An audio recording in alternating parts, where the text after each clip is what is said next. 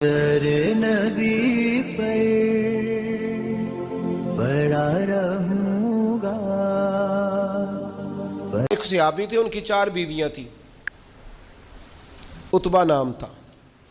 تو آپ کو پتہ ہے یہ بناؤ سنگار سے عورتوں کو زیادہ دلچسپی ہوتی ہے، اچھی خوشبو کہاں سے ملتی ہے، بناؤ سنگار کا سامان، تو عورتیں ذرا اس کے اندر اپنے آپ کو ذرا اگلی صفوں میں سمجھتی ہیں، اور چلو اچھی بات بھی ہے، اپنے خاوند کے لیے اگر کوئی عورت بناؤ سنگار کرے تو باعث اجر ہے اس کے لیے۔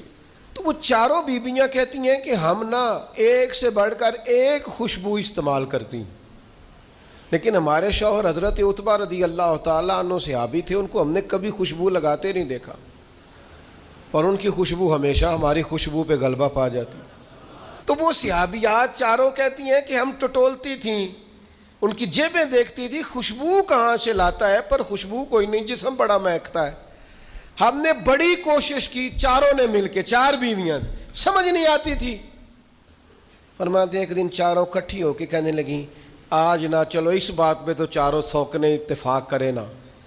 کہتے ہیں اپنے شوہر سے کہا آپ بتائیے خوشبو کہاں سے لاتے ہیں؟ کہنے لگے اللہ کی قسم کبھی لگائی نہیں، ہوئے ہوئے ہوئے، کبھی نہیں لگائی، اس پتے سے ڈھونڈنا قاصد میرے دلدار کو، کبھی لگائی نہیں خوشبو۔ کہا آپ عجیب بات کرتے ہیں، ہم تھک گئی ہیں سالوں سے، اب لگاتے نہیں، یہ کیسی بات ہے؟ تو فرمانے لگے آؤ نا، سنو نا میرا قصہ تو سنو، میری داستان حسن تو سنو، میرے اوپر جو کرم کی برکھا برسی، بس مختصر سی میری کہانی ہے، یہ جو بھی ہے ان کی مہربانی ہے۔ کہا مطلب کیا ہے؟ تو حضرت عتبہ فرمانے لگے میری کمر پر بن گئے تھے دانے، ان میں ہوتا تھا درد، تکلیف، آزمائش، جلن، میں تکلیف میں تھا، تو میں تکلیف سوائے ان کے کس کو بتاتا جو میرے ہر بات میں میرا سہارا تھے۔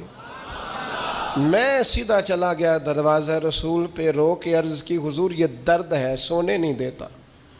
تو کہتے ہیں کریم نے فرمایا تو کرتا اوپر کرنا۔